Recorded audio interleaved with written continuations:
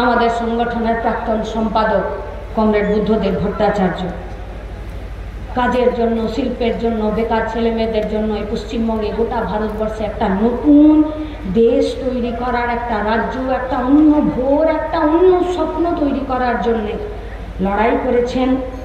রাজ্যের মুখ্যমন্ত্রী হয়েছেন, শিল্পায়নের জন্য চেষ্টাও করেছেন। আবার যখন পুলিশ মন্ত্রী থেকেছেন, ভেতর ঘরে বলেনি, মঞ্চে দাঁড়িয়ে প্রকাশ্য সমাবেশে বলেছে, কেউ যদি দাঙ্গা করতে আসে আগে তার মাথাটা ভেঙে দেবে, তারপরে দেখা যাবে। একে বলে পুলিশ মন্ত্রী, একে বলে মুখ্যমন্ত্রী, আর একে বলে ডিওয়াইএফ, একে বলে ডিওয়াইএফআই। আপনি কেন ভয় পাচ্ছেন দাঙ্গাবাজদের বিরুদ্ধে কথা বলতে? আপনারা কেন ভয় পাচ্ছেন ধর্মের নামে রাজনীতি করতে? কে মনে করেছে 5 লাখ নামাজ পড়তে?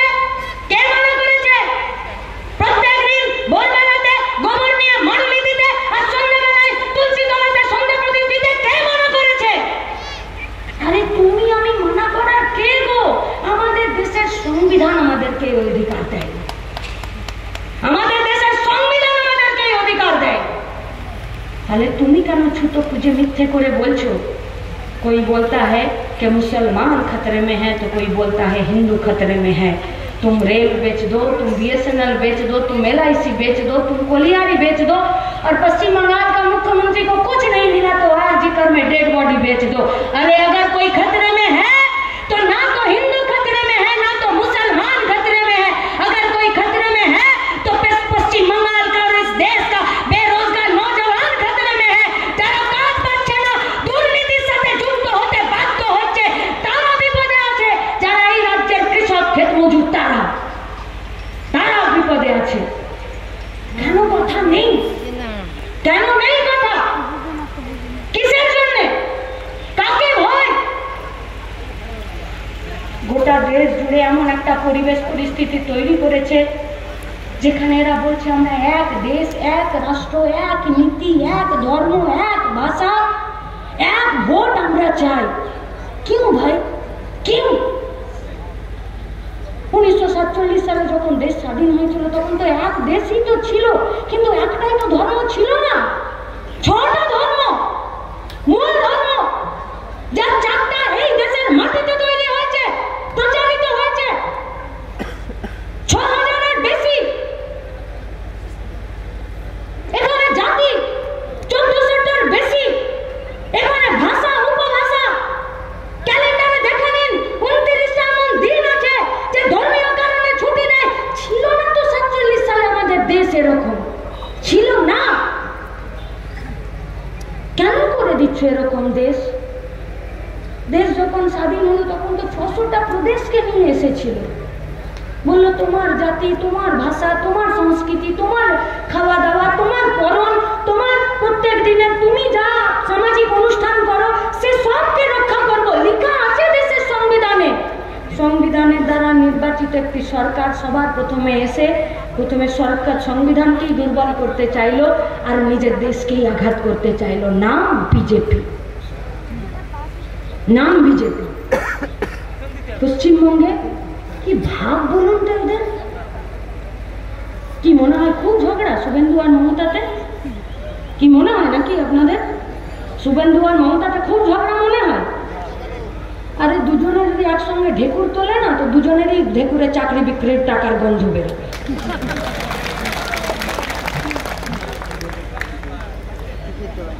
पूछिए ना सवाल शुभेंदु अधिकारी से, যেখানে বগটুই কাণ্ডের সিবিআইটা মাঝপথে আটকে গেল কেন? তুমি তো এখন মমতার হাত ছেড়ে মোদির হাত ধরেছ। মনে করুন আমি এতদিন ধরে কারোর সাথে ঘর করেছি, তো তার কি ত্রুটি বিচ্যুতি সব থেকে তো বেশি আমি জানবো। তাহলে তো মোদির হাতে আজকে সব থেকে বড়, মমতার বিরুদ্ধে তার যদি সব থেকে বড় ফিল্ডার কেউ হয় তার নাম তো শুভেন্দু, তাই তো? সব জানে, সব জানে, একসাথে করেছে। আচ্ছা আমি বলছি কি, রাজ্যের মুখ্যমন্ত্রী বলেছে তো যে বাপ বেটা মিলে ছুটি পড়া পুলিশ পাঠিয়েছিল। বলছে বাপ বেটাকে, বলছে নাম বলবো না। কেন? বলছে না নাম বলবো না। মানে নাম বলে দিন নন্দীগ্রামে? বলছে নাম বলবো না।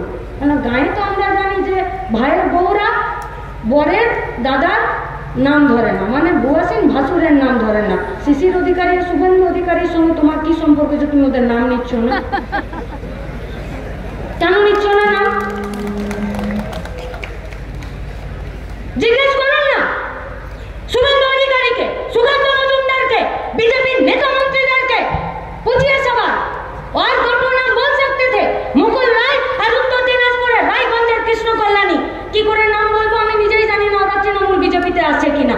আমাকে ছেড়ে দিন, ওরা নিজেরাই বলতে পারবে না যে আজ তৃণমূলে আছে না বিজেপিতে আছে। মেলা বসে আপনাদের এখানে, মেলা, মেলার মাঠ আছে না, মেলা বসে তো। পাড়ার দোকানে কাপ প্লেট কিনতে গেলে বলে না 6 মাসের গ্যারেন্টি আছে, একটু দামি জিনিস কিনতে গেলে।